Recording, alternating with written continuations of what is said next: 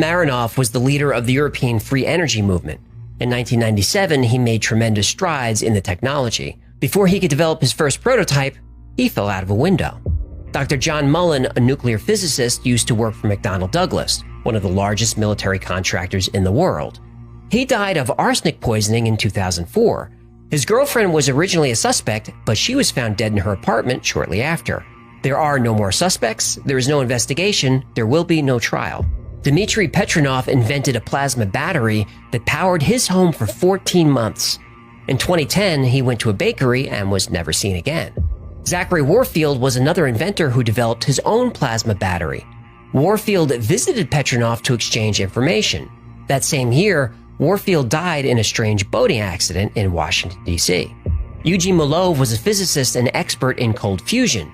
He claimed he had a working prototype of a free energy device.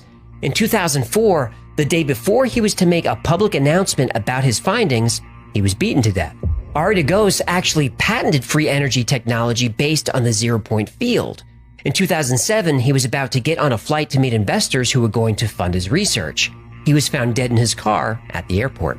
Rory Johnson created a cold fusion laser-activated magnetic motor that generated over 500 horsepower. He planned a public demonstration of 4 vehicles equipped with this magnetron motor. The U.S. Department of Energy placed a restraining order on this technology preventing publication, and though in excellent health, he died unexpectedly soon after.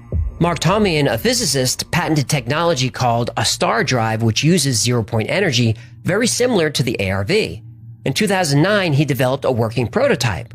Shortly after, he died from an unexpected cardiac event. His research is missing. Stan Myers developed a working engine that ran on water.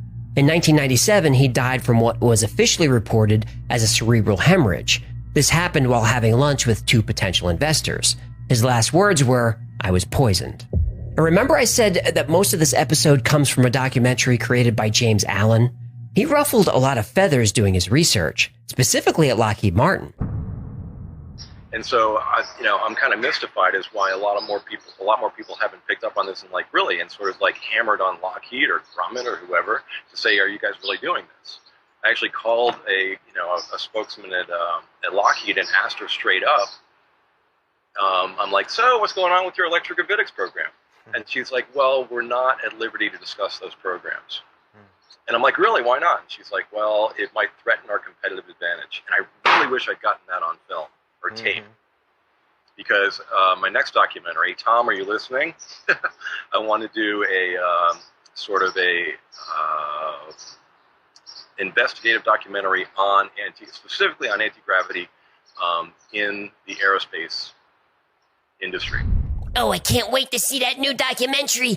This kid is a hero. Was a hero. Oh, you gotta be f***ing kidding me. While still editing the film, before it was even released, James Allen was diagnosed with an aggressive form of cancer. He was dead in 3 months. I'm so angry right now. That interview clip I showed was from 6 weeks before his cancer diagnosis. Did he look sick to you? No, he did not.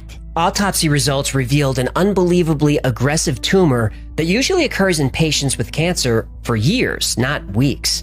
And his blood contained 12 heavy metals and radioisotopes at toxic levels. Manganese, beryllium, thorium, and uranium were found in his blood. James Allen never got to see his documentary released.